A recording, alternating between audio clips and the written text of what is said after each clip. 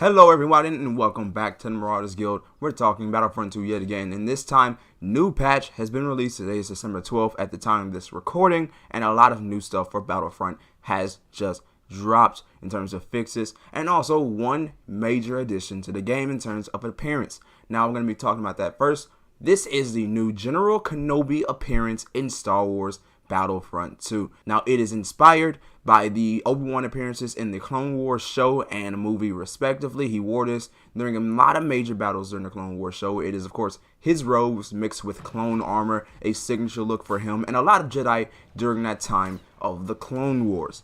Now moving on from those appearances, we also have quality of life fixes as well, which include an implemented new UI bar for improved hero readability of hero stamina.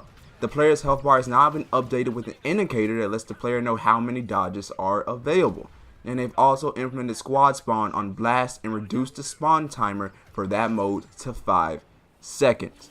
Now there are also a plethora of hero changes. I'm not going to read everything. I'm going to read the first few bullet points and I'll have a link in the description, or I'll have the entire patch notes in the description as well for you guys to read yourself. Now the first few for Obi-Wan Kenobi have fixed an issue where a fully charged all-out push would not deal damage to enemies that are in the second half of the ability zone, and they've also fixed an issue where the UI lines of the all-out push would not be completely visible if the player does not charge up the ability.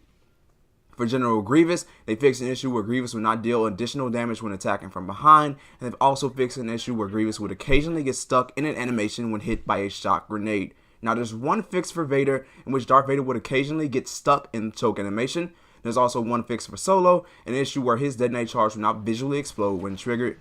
That has been fixed. Now there has been some squad spawn changes as well. They have fixed an issue where players would occasionally be able to select an empty squad spawn slot. They have fixed an issue where the start button would be grayed out when the player attempts to spawn on a squad member inside a land vehicle, and they've also fixed an issue where players will not be able to choose seemingly available heroes reinforcements while the spawn delay timer is activated. And there are also some game mode and map changes. For Hero Showdown, they have fixed an issue that will prevent a game to start properly if a player would not pick a hero within the allotted time. And for Geonosis, there have been various level art, audio, draw distance, and collision fixes focusing on the vehicle debris and the rocks on Geonosis. They have made some slopes in Phase 3 of Geonosis easier to traverse with ATTE. They fixed an issue where the LAAT carrying ATTE would occasionally appear in very low resolution. They've also fixed an issue where Boba Fett would be able to float on invisible ceilings in certain areas, and fixed an issue where a blank screen would show up in the beginning of the final cutscene. On Bespin, they fixed an issue where players could reach a spot outside the map geometry by using Boba Fett or any lightsaber carrying hero, and there is one fix on Crate where the objective hangar would be named Hard Cells, and that probably is a issue that only arrived when Geonosis is put in. Now in terms of vehicle fixes, the STAP on Geonosis has fixed an issue where the STAP's laser barrage ability will fire an extra laser stream to the ground.